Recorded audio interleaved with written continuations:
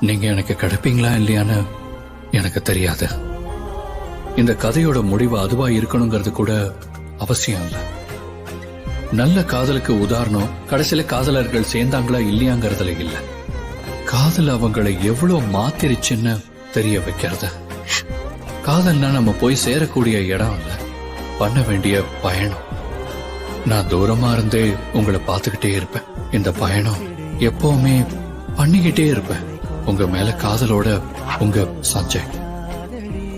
ஒரு ஆணோட காதலுக்கு சாட்சியா எப்படி ஒரு அழகு இந்த நகரத்துல இருக்கு.